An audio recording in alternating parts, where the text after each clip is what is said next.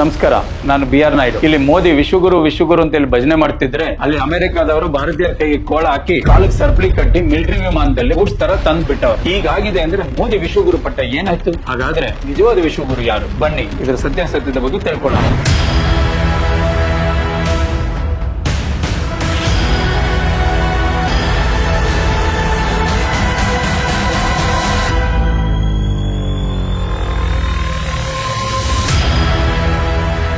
ಕೆಲವೇ ತಿಂಗಳುಗಳ ಹಿಂದೆ ಭಾರತ ಮಾತಾಡಿದ್ರೆ ಇಡೀ ಪ್ರಪಂಚನೇ ಕೇಳುತ್ತೆ ಅಂತೇಳಿ ಮೋದಿ ಅವರು ಹೇಳ್ತಿದ್ರು. आज जब भारत ग्लोबल प्लेटफॉर्म पर कुछ कहता है तो दुनिया सुनती है. ಇದೇ ಮಾತನ್ನು ರಾಜನಾಥ್ ಸಿಂಗ್ ಸೇರಿ ಸಾಕಷ್ಟು ಜನ ಹೇಳ್ತಿದ್ರು. आज भारत बोलता है, हम लोग कान खोलकर सुनते हैं, भारत बोलते हैं. ಇವ್ರಗಳ ಪ್ರಕಾರ 2014 ತನಕ ಇಂಡಿಯಾ ಮಾತಾಡಿದ್ರೆ ಯಾರು ಕೇಳ್ತಿರ್ಲಿಲ್ಲ. ಮೋದಿ ಬಂದ್ ಕೂತ್ ಕೂಡಲೇ ಇಡೀ ಪ್ರಪಂಚ ಕೇಳಕ್ ಶುರು ಮಾಡ್ಬಿಡ್ತು. ವಾ ಮೋದಿಜಿ ವಾ, ವಾ ಮೋದಿಜಿ ವಾ. ಆದ್ರೆ ಇಲ್ಲೇ ಇರೋದು ಮ್ಯಾಟ್ರ್. ಅದನ್ನ ನಾವ್ ಹೇಳಕ್ಕಿಂತ ನೀವೇ ಒಂದ್ಸಲಿ ನೋಡ್ಕೊಂಡ್ ಬನ್ನಿ. Prime Minister speaks, people listen, particularly because of his deep knowledge, the extraordinary leadership that Prime Minister Singh has provided, not just to India, but to the world. ಗೊತ್ತಾಯ್ತಲ್ಲ, ಈ ಮಾತನ್ನ ಬರಾಕ್ ಒಬಾಮಾ ಅವರು ಮನಮೋಹನ್ ಸಿಂಗ್ ಅವ್ರಿಗೆ ಹೇಳಿದ್ರು. The extraordinary leadership that Prime Minister Singh has provided, not just to India, but to the world. ಇದು ಗೊತ್ತಾಗಬಾರ್ದು ಅಂತಲೇ ಮೋದಿ ವಿಶ್ವಗುರು ಅಂತ ವಾಟ್ಸ್ಆಪ್ ಯೂನಿವರ್ಸಿಟಿಯಲ್ಲಿ ಪದೇ ಪದೇ ಸುಳ್ಳು ಹರಡೋದು. ಇದು ಬಿಡಿ, ವಿದೇಶಿಗಳಿಗೆ ಭಾರತೀಯರಿಗೆ ಪಾಸ್ಪೋರ್ಟ್ ತೋರಿಸಿದ್ರೆ ಸಾಕು, ನೀವು ಮೋದಿ ಅವ್ರ ದೇಶದಿಂದ ಬಂದಿರೋದಲ್ವಾ ಅಂತಾರೆ ಅಂತ ಬಿಜೆಪಿ ನಾಯಕರು ಸುಳ್ಳು ಹೇಳ್ತಾನೆ ಇರ್ತಾರೆ. भारत का पासपोर्ट दिखाते ही मुंह पर हंसी आ जाती है और कहते हैं कि मोदी जी के देश से आए. Indian passport symbolizes dignity, Prestige, power. हम पासपोर्ट लेके इमिग्रेशन ऑफिस में खड़े होते हैं. They look at it with law of respect.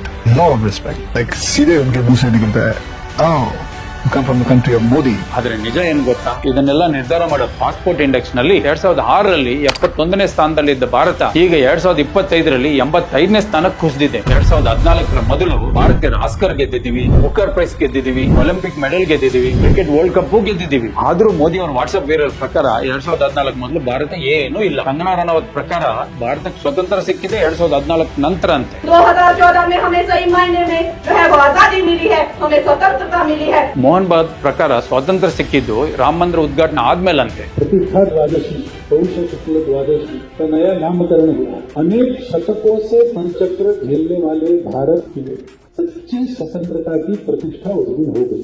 Modi ಅವರ ಪ್ರಕಾರ ಅಂತೂ 2014 ಮುಂಚೆ ಭಾರತ ಒಂದು ದೇಶ ಅಲ್ವೇ ಅಲ್ವಂತೆ. यार पता नहीं पिछले जन्म में क्या पाप किया, हिंदुस्तान में पैदा हुए. ये कोई देश है, ये कोई लोग है. ಭಾರತದ ಇತಿಹಾಸದ ಬಗ್ಗೆ ಜ್ಞಾನ ಇಲ್ಲ ಅಂದ್ರೆ ಮಾತಾಡಬಾರ್ದು. ಅಷ್ಟಕ್ಕೂ ಮೋದಿ ಅವರು ಪ್ರಧಾನಿಯಾದ ನಂತರ ಕಳೆದ 10 ವರ್ಷಗಳಲ್ಲಿ 17 ಲಕ್ಷಕ್ಕಿಂತ ಹೆಚ್ಚು ಭಾರತೀಯರು ಭಾರತದ ಪೌರತ್ವ ಬೇಡ ಅಂತ ಹೋಗಿದ್ದಾರೆ. ಇನ್ನೊಂದು ಕಡೆ ಅಮೆರಿಕದಲ್ಲಿರೋ ಭಾರತೀಯರನ್ನ ಅಮಾನವೀಯವಾಗಿ ಕೈದಿಗಳಾಗಿ ತನ್ನ ಮಿಲಿಟರಿ ವಿಮಾನದಲ್ಲಿ ಕಳಿಸಿಕೊಟ್ಟವ್ರೆ. ಯಾವ್ದಾದ್ರು ಒಂದು ದೇಶ ತನ್ನ ಪ್ರಜೆಗಳನ್ನ ಕೀಳಾಗಿ ನಡೆಸಿಕೊಂಡಾಗ ತನ್ನ ನೆಲದಲ್ಲಿ ಇನ್ನೊಂದು ದೇಶದ ವಿಮಾನವನ್ನು ಲ್ಯಾಂಡ್ ಮಾಡಕ್ಕೆ ಬಿಡುತ್ತಾ? ನೀವೇ ಹೇಳಿ. ಕೊಲಂಬಿಯಾ ಅನ್ನೋ ಪುಟ್ಟ ದೇಶ ಈ ರೀತಿ ಅವಮಾನ ತನ್ನ ಪ್ರಜೆಗಳಿಗೆ ಆಗಬಾರ್ದು ಅಂತ ತಾನೇ ತನ್ನ ದೇಶದ ವಿಮಾನವನ್ನು ಕಳಿಸಿ ತನ್ನ ಪ್ರಜೆಗಳನ್ನು ಕರೆಸಿಕೊಂಡಿದೆ ಅಂದ್ರೆ ನಾನೇ ವಿಶ್ವಗುರು ಅಂತ ಬಂಡಲ್ ಬಿಡೋ ಮೋದಿ ಅವ್ರಿಗೆ ಯಾಕೆ ಸಾಧ್ಯ ಆಗಿಲ್ಲ? ಇಷ್ಟೆಲ್ಲ ಆದ್ರೂ ಅಂಧ ಭಕ್ತರ ಪ್ರಕಾರ, ಮೋದಿ ಮೀಡಿಯಾ ಪ್ರಕಾರ, ವಾಟ್ಸ್ಆಪ್ ಯೂನಿವರ್ಸಿಟಿ ಪ್ರಕಾರ ಮೋದಿ ವಿಶ್ವಗುರು. ನಿಜ ಏನಂದ್ರೆ ಮೋದಿ ವಿಶ್ವಗುರು ಆಗಿರೋದು ವಾಟ್ಸ್ಆಪ್ ಅಲ್ಲಿ ಬರೋ ಸುಳ್ಳು ಸುದ್ದಿಗಳಲ್ಲಿ ಮಾತ್ರ. ವಾರ್ ರುಕ್ವಾದಿ ಪಾಪ ಅಂತೇಳಿ ಒಂದು ಅಡ್ವರ್ಟೈಸ್ಮೆಂಟ್ ಬಂದಿತ್ತು, ನಿಮ್ಗೆಲ್ಲ ನೆನಪಿದೆಯಾ? ಇದು ಭಾರತದ ಮರ್ಯಾದೆನ ಇಂಟರ್ನ್ಯಾಷನಲ್ ಲೆವೆಲ್ ಅಲ್ಲಿ ಎಷ್ಟು ಮಟ್ಟಿಗೆ ನಗೆಪಾಟ್ರು ಮಾಡ್ತು ಅಂದ್ರೆ,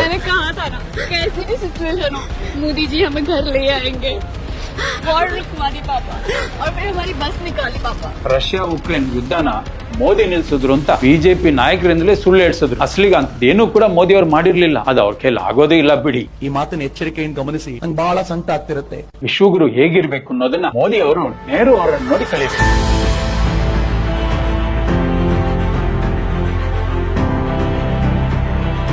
ನೆಹರು ಅವರು ಅಮೆರಿಕಕ್ಕೆ ಭೇಟಿ ನೀಡಿದ ಎಲ್ಲಾ ಸಂದರ್ಭಗಳಲ್ಲೂ ಆಗಿನ ಅಧ್ಯಕ್ಷರುಗಳು ತಾವೇ ಖುದ್ದಾಗಿ ಏರ್ಪೋರ್ಟ್ ಹೋಗಿ ನೆಹರು ಅವರನ್ನು ರಿಸೀವ್ ಮಾಡ್ತಿದ್ರು.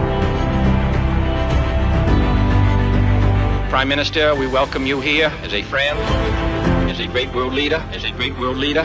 ಅದು ಹಾರಿ ಟ್ರೂಮನ್ ಆಗಿರ್ಲಿ, ಡ್ವೈಟ್ ಐಸನ್ ಆಗಿರ್ಲಿ, ಜಾನ್ ಎಫ್ ಕೆನಡಿ ಆಗಿರ್ಲಿ, ಅಮೆರಿಕ ಆಗ್ಲಿ, ಸೋವಿಯತ್ ಆಗ್ಲಿ, ವಿಯೆಟ್ನಾಂ ಆಗ್ಲಿ, ಜಪಾನ್ ಆಗ್ಲಿ, ಯಾವುದೇ ದೇಶ ಆಗ್ಲಿ, ನೆಹರು ಅವ್ರಿಗೆ ಎಲ್ಲೆಲ್ಲಿ ಹೋಗ್ತಿದ್ರು ಅಲ್ಲೆಲ್ಲ ಜನಗಳ ಪ್ರೀತಿ ಅಪಾರವಾಗಿ ಸಿಕ್ತಿತ್ತು.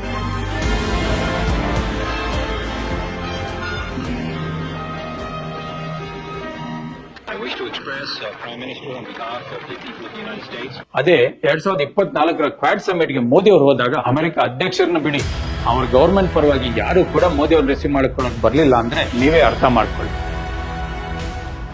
1960 ಅದು ಜಗತ್ತಿನ ಕೋಲ್ಡ್ ವಾರ್ ಸಮಯ. ಈಸ್ಟರ್ನ್ ಬ್ಲಾಕ್ ವೆಸ್ಟರ್ನ್ ಬ್ಲಾಕ್ ಅಂತ ಅಮೆರಿಕ ಒಂದ್ ಕಡೆ, ರಷ್ಯಾ ಒಂದ್ ಕಡೆ ಜಗತ್ತಿನ ದೊಡ್ಡ ನಡೆಸ್ಕೊಳ್ಳಕ್ಕೆ ತವಕದಲ್ಲಿದ್ರು. ನೆಹರು ಅವರು ಅಮೆರಿಕ ಬ್ಲಾಕ್ಗೂ ಸೇರಿದೆ, ಸೋವಿಯತ್ ಬ್ಲಾಕ್ಗೂ ಸೇರಿದೆ, ಜಗತ್ತಿನ ಶಾಂತಿಯ ನೆಲೆಗಾಗಿ ತಟಸ್ಥ ದೇಶಗಳ 3ನೇ ಬ್ಲಾಕ್ ಸೃಷ್ಟಿಸಿ ಅದರ ನಾಯಕನಾಗೋದು ಅಂದ್ರೆ ತಮಾಷೆ ಮಾತಲ್ಲ. ಅದಕ್ಕೆ ಜೂನಿಯರ್ ಮಾರ್ಟಿನ್ ಲೂಥರ್ ಕಿಂಗ್ ಅವ್ರು ಹೇಳ್ತಾರೆ, ನೆಹರೂರವರು 3 ಅಸಾಧಾರಣ ಯುಗಗಳ ನಾಯಕರಾಗಿದ್ರು ಅಂತ. ಕೇವಲ ಜೂನಿಯರ್ ಮಾರ್ಟಿನ್ ಲೂಥರ್ ಕಿಂಗ್ ಮಾತ್ರ ಅಲ್ಲ, ಜಗತ್ತಿನ ಅನೇಕ ನಾಯಕರು ನೆಹರೂರವರಿಂದ ಪ್ರಭಾವಿತರಾಗಿದ್ರು ಅಂದ್ರೆ ಭಾರತೀಯರಾದ ನಾವು ಎಷ್ಟು ಹೆಮ್ಮೆ ಪಡಬೇಕಲ್ವಾ. ವರ್ಣಭೇದ ನೀತಿ ವಿರುದ್ಧ ಹೋರಾಡಿದ ನೋಬೆಲ್ ಶಾಂತಿ ಪ್ರಶಸ್ತಿ ವಿಜೇತರಾದ ನೆಲ್ಸನ್ ಮಂಡೇಲಾ ಅವರ ಪಾಲಿಗೆ ನೆಹರು ಅವರೇ ಹೀರೋ. ನೆಲ್ಸನ್ ಮಂಡೇಲಾ ಅವರ autobiography long walk to freedom ಹೆಸರು ಕೂಡ ನೆಹರೂರವರ ಮಾತಿನಿಂದಲೇ ಪ್ರೇರಣೆ ಪಡೆದಿತ್ತು. ನೊಬೆಲ್ ವಿನ್ನರ್ ಆದ ಮ್ಯಾನ್ಮಾರ್ ದೇಶದ ಆಂಗ್ ಸಾನ್ ಸೂಕಿ, ರಷ್ಯಾದ ಮಾಜಿ ಅಧ್ಯಕ್ಷ ಗೋರ್ಬಚೇವ್ ಕೂಡ ನೆಹರು ಅವರಿಂದ ಪ್ರಭಾವಿತರಾದವರೇ.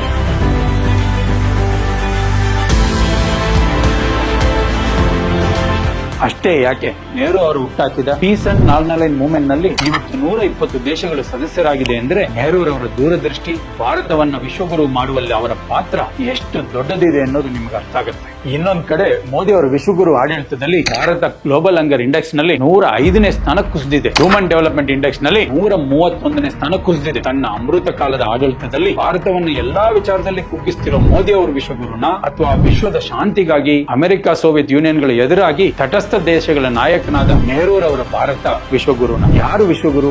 ನಿರ್ಧಾರ ನಿಮ್ದು.